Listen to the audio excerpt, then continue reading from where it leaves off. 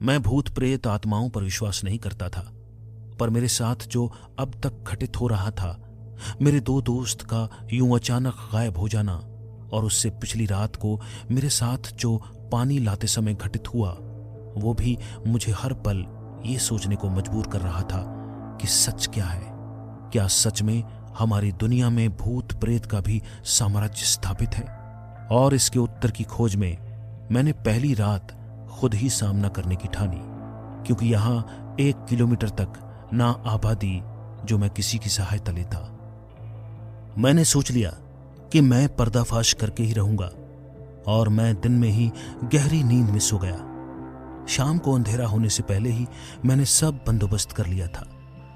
रात के गहराते ही मैं अपने काम पर लग गया। आज आसमान साफ और स्पष्ट था। पूरी दुनिया के शोर शराबे से दूर एकांत राहों पर मैं अपने दोस्तों की खोज में निकल गया। मुझे सब कुछ स्पष्ट दिख रहा था। सबसे पहले मैं वहां जाना चाहता था जहां से मेरे साथ ये सब शुरू हुआ था। फार्म हाउस के पीछे जंगल में बने पानी के प्राकृतिक स्रोत के पास, जो मेरी नजरों में मुख्य कारण था। मैं लगातार सुनसान राहों पर आगे बढ़ रहा था। चलते चलते न जाने कब मैं गेस्ट हाउस के पीछे की तरफ बढ़ गया। रात में जंगली जानवरों का खौफ भी मेरे मन में था, पर आज पूरे वातावरण में असीम शांति थी। ये शांति किसी बड़ी अनहोनी का संकेत हो सकती थी। तो मैंने अपने हाथ में केवल एक लाठी ले रखी थी ताकि समय आने पर काम आ सके। छिरपुट पेड़ों से मैं कब घने पेड़ों तक आ गया पता ही न चला, और जंगल में चीड़ बांस के पेड़ों की सूखी पत्तियां मेरे चलने से चर चर की आवाज से टूट रही थी, जो वातावरण की शांति भंग करने पर तुली थी। एक सुनसान जंगल में एक पेड़ पर कमर और एक पैर टिकाकर मैं बैठ गया और सुनसान वन को देखने लगा। पेड़ों के आसपास की सूखी पत्तियां और लकड़ियां इकट्ठी की और हाथ को जेब में डालकर स्टाइल से माचिस निकाली और बड़े स्टाइल से तीली को बारूद पर रगड़कर एक ही झटके में माचिस की तीली जला दी। मैंने बड़ी सावधानी से उसे सूखी पत्तियों के नीचे लगाया और गर्मा गर्म आग जल उठी। मैं पत्थर के ऊपर पेड़ से सट कर बैठ गया। मैंने बचपन में सुना था कि अग्नि सबसे पवित्र होती है, जिससे कोई भी बुरी चीज मेरा कुछ भी अहित नहीं कर सकती, और साथ ही आग से जंगली जानवरों से सुरक्षित रहूंगा, क्योंकि वो भी आग से डरते हैं। ये सोचते सोचते पता ही नहीं चला कब मेरी आंखें हद से ज्यादा भारी होने लगी और मैं नींद के गहरे आगोश में समा गया। अभिषेक सपने में देखता है कि वो एक बहुत पुरानी सी झोंपड़ी के बाहर खड़ा है। उसके चारों ओर इंसानी खोपड़ियों का ढेर लगा है। उसके दोनों दोस्त झोंपड़ी के बाहर अचेत अवस्था में पड़े हैं। वो दौड़ कर जाता है, परंतु तब तक एक भयानक आकृति उसके दोस्त शैंकी व श्याम पर एक बड़े से फरसे से एक भयानक प्रहार करती है, जिससे उनका शरीर 2 बराबर भागों में बट जाता है। वो काली सी उनकी आंतड़ियों को हाथ में पकड़कर खाने लगती है और अपने पैने नाखूनों को छाती में घुसाकर खून को दोनों हाथों पर इस तरह लिया जैसे पीना चाहती हो, और बड़ी क्रूरता के साथ अपने होठों को हथेली पर लगाया और शक शक की डरावनी आवाज के साथ सब पी गया। अभिषेक के मुंह से अनायास ही नहीं निकल पड़ा और वो राक्षस घूमकर अभिषेक की तरफ घूम आया और शैतानी हंसी हंसने लगा और हाथ अभिषेक की तरफ बढ़ाने लगा और अभिषेक चीख उठा। वो पूरी तरह पसीने से लथपथ था।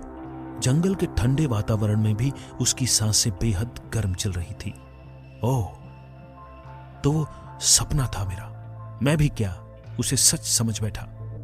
चलो अब ढूंढता हूं उन्हें। चलते चलते मुझे दूर से ही पानी के गिरने की आवाज आने लगी और मैं दोगुने एहसास में पहाड़ की तलहटी में पहुंच गया और प्राकृतिक जल स्रोत के बिल्कुल निकट में खड़ा हो गया। अविरल जलधारा को देखने लगा।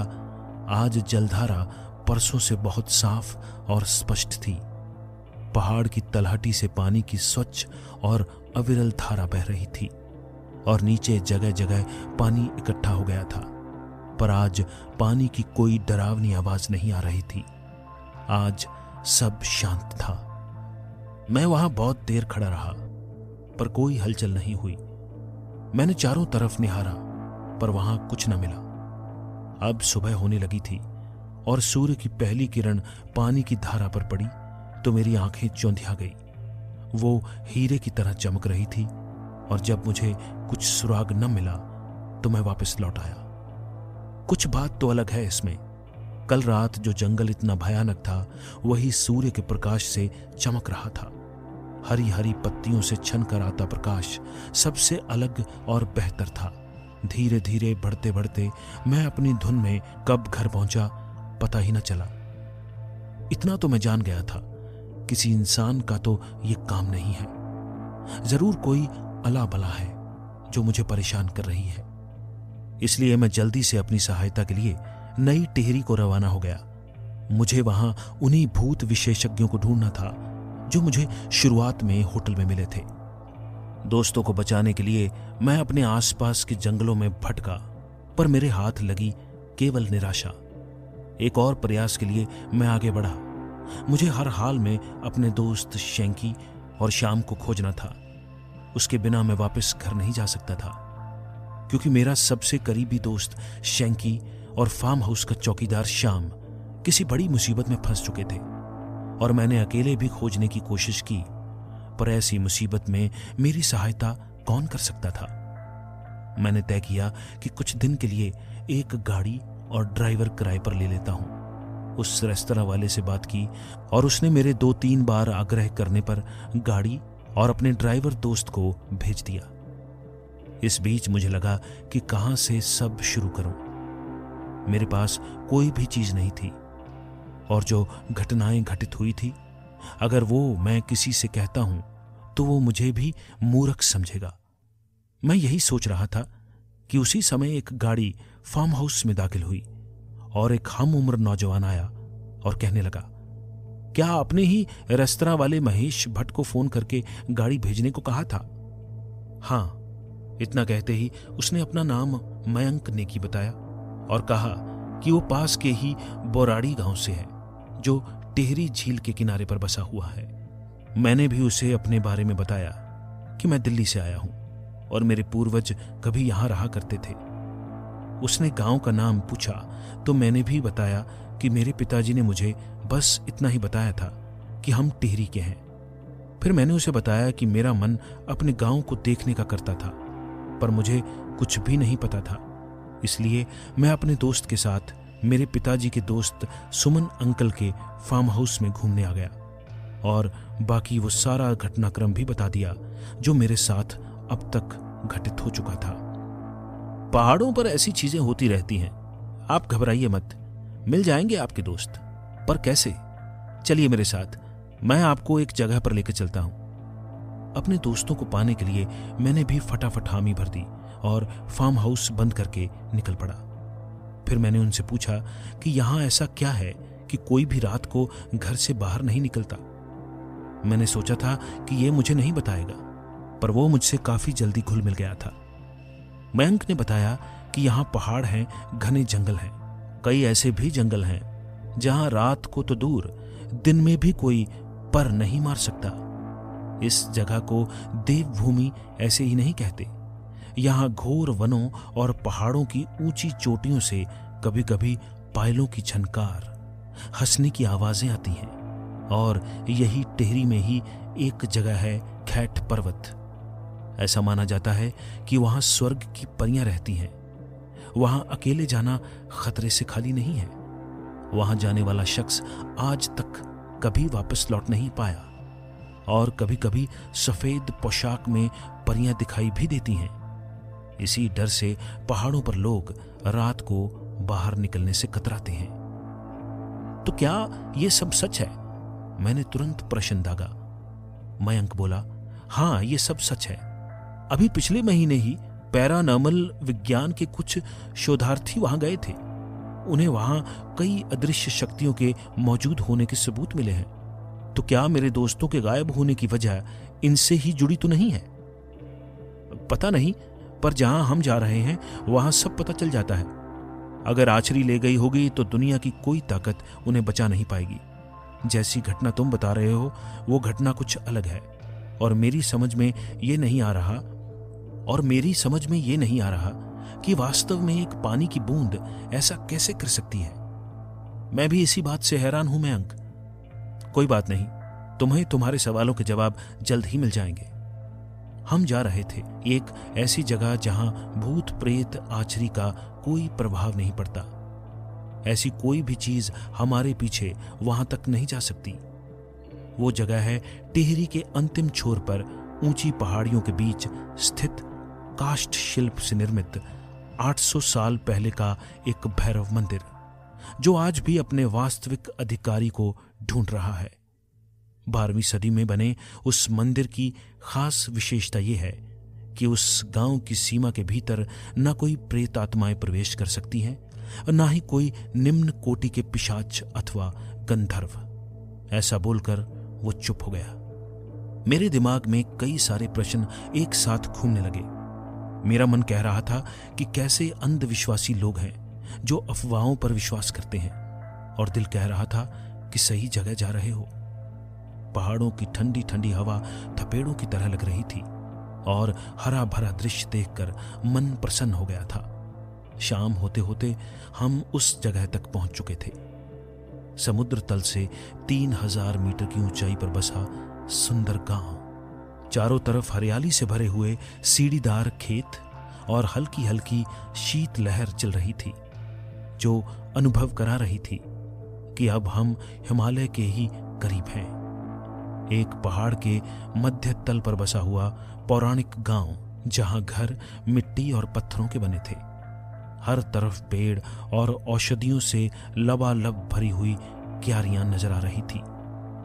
मुख्य मंदिर के लिए हमें गांव के बीचों बीच जाना था, जहां पर एक खुले परिसर वाला मंदिर बना हुआ था और बड़े बड़े अक्षरों में अंकित था, प्राचीन पटुकनाथ भैरव मंदिर। कई सारी छोटी बड़ी घंटियां एक कतार में टंगी थी। मंदिर के बाहर परिसर में देवदार और पहिया की लकड़ी हवन कुंड में सुलग रही थी, जो पूरे वातावरण को सुगंधित बना रही थी। हवन कुंड के एक छोर पर एक विशाल 7 फीट का चिमटा गड़ा हुआ था और उसके बगल में छोटे छोटे त्रिशूल और चिमटे गड़े गए थे। भगवा वस्त्रों में कुछ साधु और लोग उपासना और ध्यान में लीन थे। उनको देखकर लग रहा था कि आसपास के गांव के ही होंगे। हल्का हल्का अंधेरा छाने लगा और एक भयंकर शंखनाद हुआ, जो गर्भगृह के बाहर से हो रहा था। बड़ा भयंकर शंखनाद था।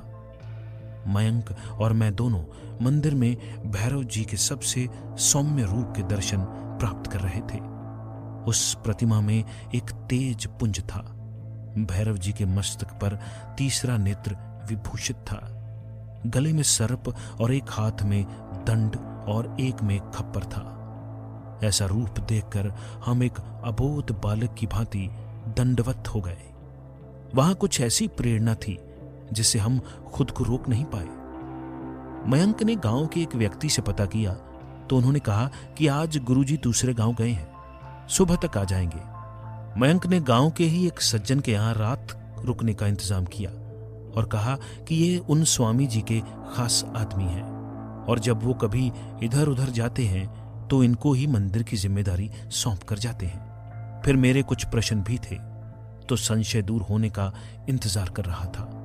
तभी एक व्यक्ति दौड़कर आया और कहने लगा कि पास के गांव में अचानक एक लड़की की तबीयत परालौकिक ताकतों की वजह से खराब होने लगी है और वो लोग उसे स्वामी के पास ला रहे हैं। मयंक ने कहा, वो तो यहां नहीं है। उस व्यक्ति ने कहा कि गांव की सीमा के भीतर कोई भी बुरी शक्ति किसी का अहित नहीं कर सकती, इसलिए गांव के मंदिर में ही रहेंगे। वो व्यक्ति और गांव के कुछ और लोग भी गांव की सीमा पर गए। गांव की सीमा तक हम भी उनके पीछे पीछे चल पड़े।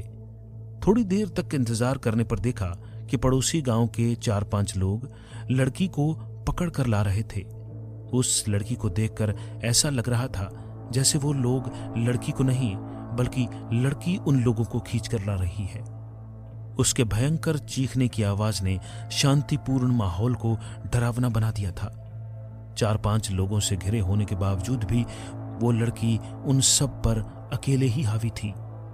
दौड़कर 3-4 लोग और उधर गए, जैसे उनको पहले से ही पता हो कि अब वो लड़की गांव की सीमा की तरफ आने से पहले अपनी पूरी ताकत लगाकर भागने की कोशिश करेगी। देखते ही देखते वो और जोर से चिल्लाने लगी और 4 लोगों को पटककर भागने की तैयारी में थी, पर तब तक वो चारों तरफ से घिर गई थी। गांव के लोगों ने उसे जैसे तैसे करके गांव की सीमा पार कराई। सीमा पार करके वो लड़की एकाएक बेहोश होकर जमीन पर गिर पड़ी। फिर उस लड़की के परिवार के सदस्यों ने उसे उठाकर मंदिर तक ले आया, जहां का नजारा एकाएक परिवर्तित हो गया था। वहां अब हवन कुंड में प्रज्वलित अग्नि अपने चरम पर थी, जिसमें जगह जगह पत्थरों पर उभरे चक्र दिखाई दे रहे थे, जो तेज गति से घूम रहे थे, जो सूर्य के प्रकाश में तो अदृश्य थे, परंतु अब अचानक कहीं से प्रकट हो गए थे। उनके बारे में सोच सोचकर दिमाग चकराने लगा और आंखों के सामने अंधेरा छाने लगा और पूरा मंदिर परिसर मेरी आंखों के सामने घूमने लगा और मैं वहीं चक्कर खाकर अचेत होकर गिर पड़ा।